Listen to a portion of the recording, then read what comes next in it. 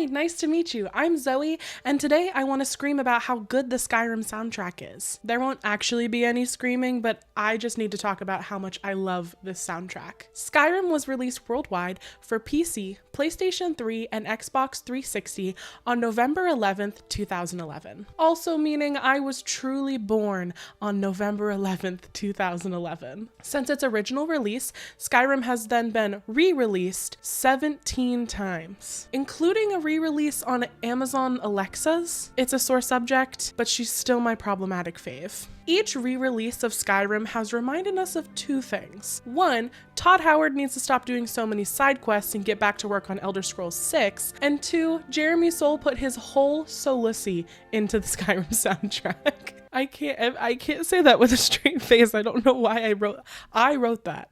I wrote those words with my fingers and my brain. There are a handful of things that Jeremy Soule, the composer of this impactful soundtrack, did to help immerse players and help them feel truly like they were in Skyrim. From moving away from the traditional melodies of Elder Scrolls games to turning a choir of 30 people into what sounds like hundreds of barbarians, Jeremy Soule truly showed the gaming industry where the new bar for gaming soundtracks should be. I wanted to take you along with me to listen to a few of the songs from the Skyrim soundtrack so we can really experience how well done it is together.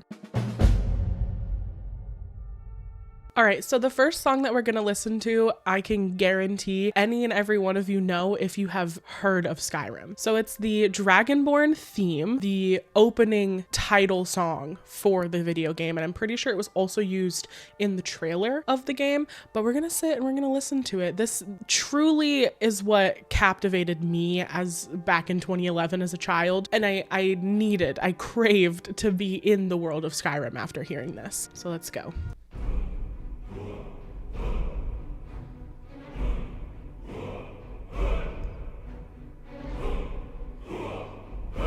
It's so punchy.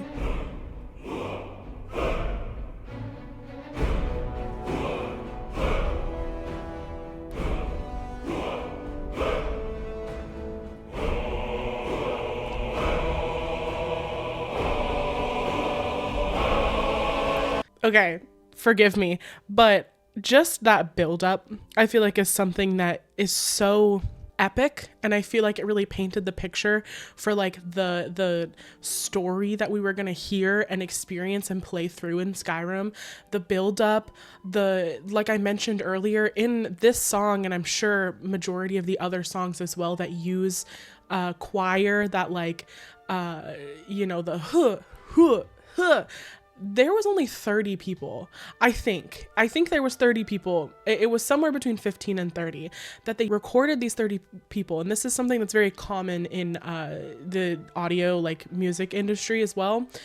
To take these 30 people, rearrange them each take, and have them do each take a little bit differently. Like the first take, we have them in one specific orientation, and then we're going to scatter them around. You go stand over here, you go stand over there. And now we're gonna have you re-record this, but you're gonna yell it, and you're gonna do it really, really, really quietly. And you're gonna do it up here, so it sounds like, it's something that's practiced a lot and something that I studied through the Skyrim soundtrack when I was in college. And I just think it's so incredible to like hear it and see it and experience it like through a soundtrack like this and in a game like this as well. But I think the buildup is incredible.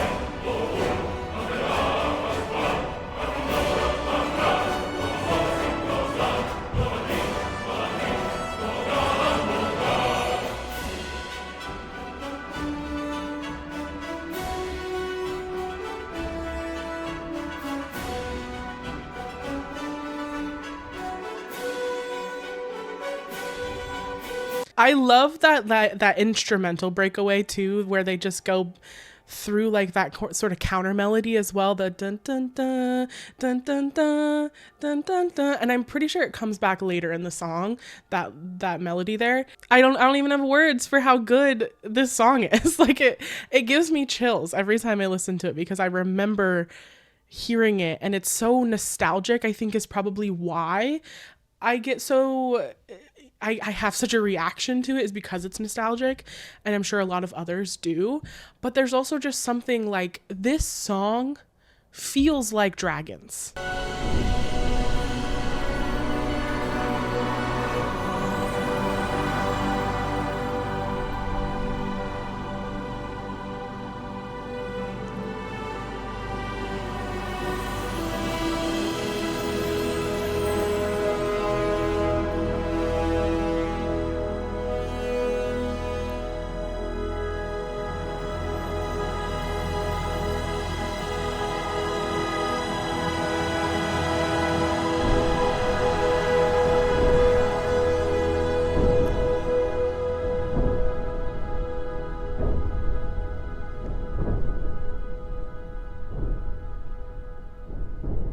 Like, you can't sit here and tell me that you just listened to that and did not experience a start to end climax, like everything involved story. The ending too, it just came to my realization that the ending with those timpanis, those like big war drums,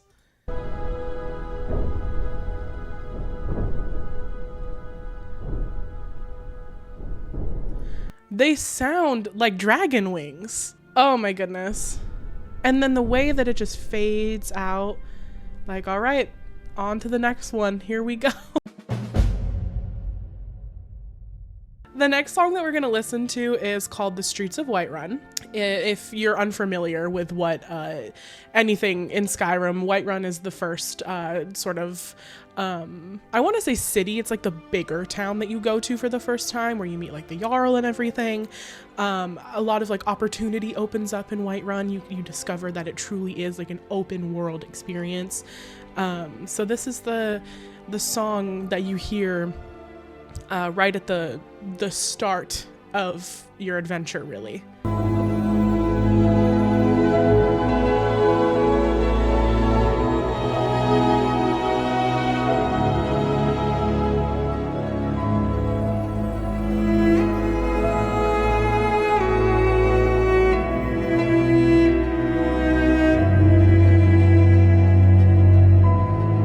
The use of stringed instruments, it's very sentimental. It's very sentimental and it pulls on emotion.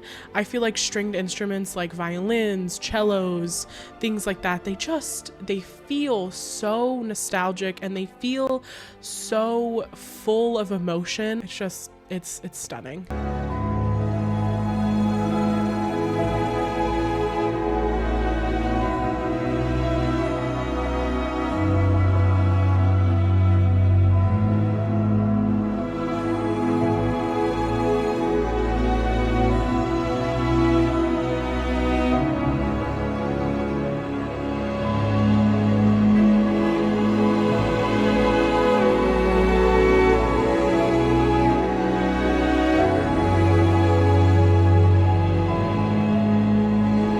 The amount of buildup, I feel like each measure we're experiencing we're unlocking like a whole new level of just adding and adding and adding and adding and adding. We're only halfway through this song, and it's just so it's so big. This song is so big. It encapsulates that feeling of like big environment, big city, like big open experience, big adventure. Like, it really is. The song to me feels like adventure.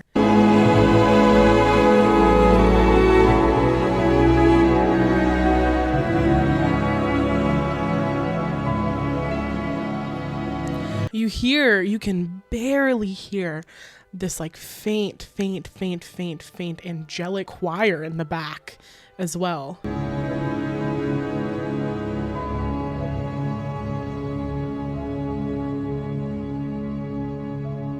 Just holding out that end. So when you first arrive at Whiterun and you're given all of your quests and everything, you learn that, you know, we're really in the middle of a war. Like, there is a war, there is a a lot of politics happening behind what we just look at as like, oh, fun dragon game. There's a lot of politics happening in Whiterun and the other towns and cities and everything along your journey here. And I feel like this song not only kind of has that hope and that big fun adventure sound to it, but towards the end there, it almost started to feel like, oh, like there's things happening behind the scenes that are sad, and like there's characters who have these long, very like just devastating backstories, and the song starts to go like a little bit sour, like it starts to sound a little bit eerie and a little bit sad, and the way that he's able to like perfectly blend string instrument with like the choir as well, to kind of like, you don't know where the choir ends, the strings start, the like where anything ends and starts. Like it truly kind of gives that illusion of adventure, of story, of world building. Like this song alone is world building. Okay, so if you frequent listening to those 10-hour Skyrim night ambient music things like I listen to all the time, you'll be very familiar with Sukunda, I think is what it's called. This next song that we're gonna listen to.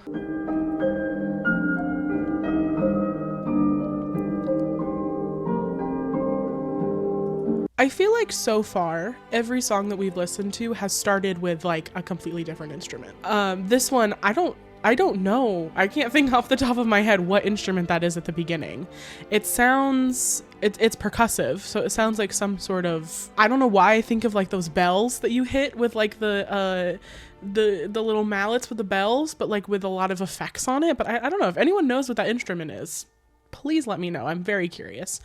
But immediately, like every song that we listen to has a different start and it sets a different vibe. Like this one just feels so magical. It feels so explorative and magical.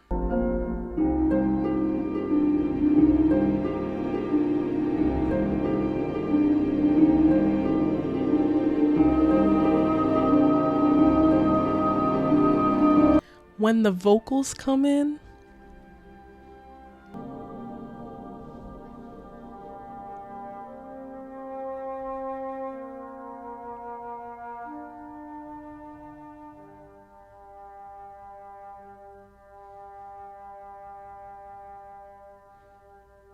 it's so short and so sweet, but like I said earlier, I feel like Sukunda, if I'm saying that wrong, I'm so sorry, it has such explorative, like you're out running around Skyrim and you come across a group of people you've never seen before walking on the same path as you. You talk to them and it opens up a whole new quest, a whole new section of dialogue you've never seen, and then here you are 10 hours later married to a goat and in front of like the king of the Daedra and shit. Like it's just so, it's so explorative. It feels to me like how the Aurora Borealis looks, and I don't know if that makes any sense to anyone else, but that is what the song feels like to me.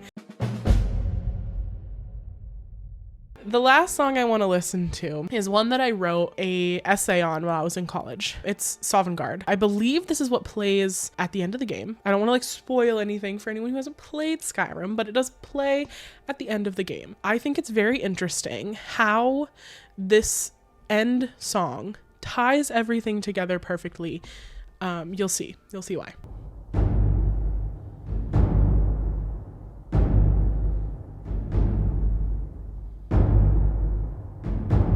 So you can immediately see they're bringing back that drum dun, dun, dun, dun, but it's different.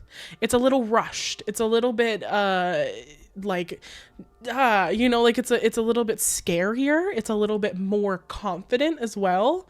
We're at the end of our adventure now. Like we're powerful. We have our all of our different powers and our different magics and our weapons and everything. Like it just feels, it feels battle ready. It's crazy. Just drums. It's just 13 seconds of drums.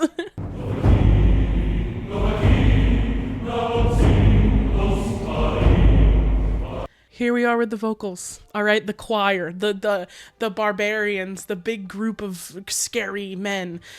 And it's so interesting to me that like this end song, he took the same lyrics, he took the same meaning and everything, changed the drums, and now he's changed the rhythm of how they're saying the lyrics. You know, Dovahkiin, Dovahkiin, Alexin los Farim. I know it's that, like it's so staccato, and it's just changed so much, and he kind of switched up the melodies and like, ugh.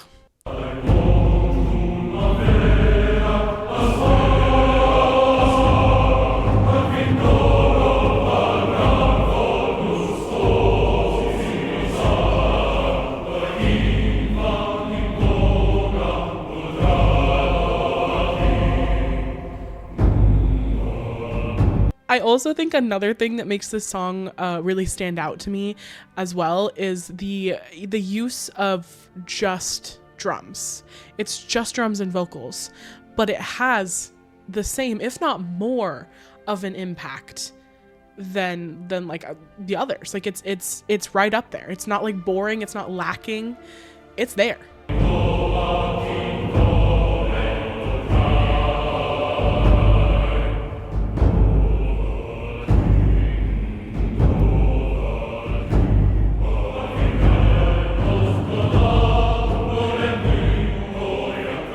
I want to remind everyone, this is like 30 people.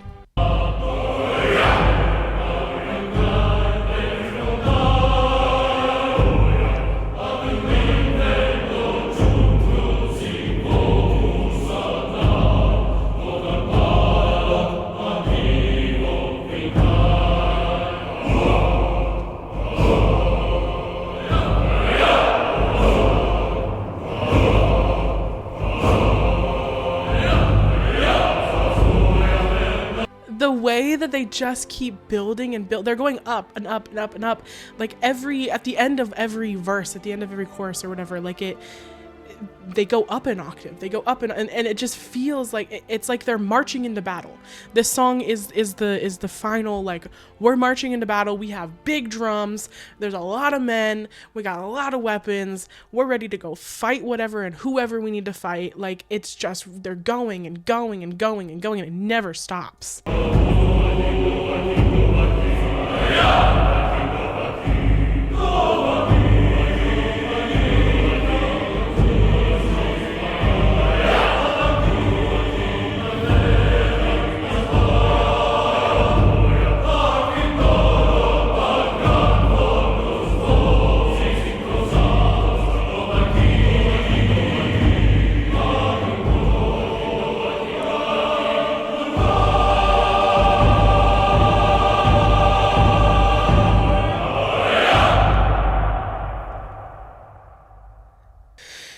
Okay, picture this. You're like 12, 13, it's like 2011, and you just got to the end of the video game you've been playing for like 30 or 40 hours. And that is what you experience. That's how it ends. That's what you experience. Like, it's just so good. The way he brings back the lyrics, the way he switches up the melody, but it's just similar enough.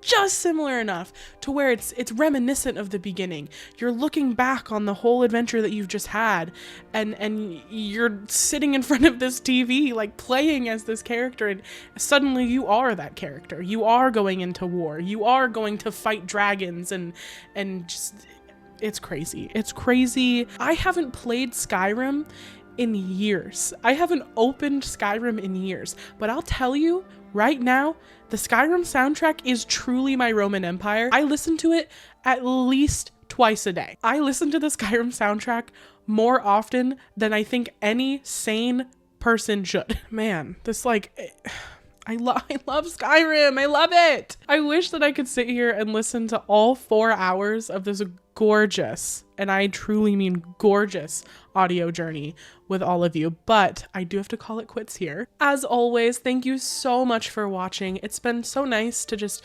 post my silly little videos about the silly little things that I enjoy and see such a great group of people come together and in the comments and talk to me about the silly little things. Like, it means a lot to me, so thank you so much. If you enjoyed today's video, make sure you subscribe for more in the future. I also stream over at Twitch Twitch, twitch.tv/zoh_wee. We do a lot of cozy gaming. We do some co-working. I'd love to see you there sometime. Come hang out, come say hi while we're live. If you've made it this far, go ahead and leave a comment down below telling me your favorite way to play Skyrim. And I want to see how many stealth archers there are out there, because I firmly believe no matter how you start a Skyrim playthrough, it always ends as stealth archer. All right, friends, protect your knees out there. I'll see you in the next one. Bye.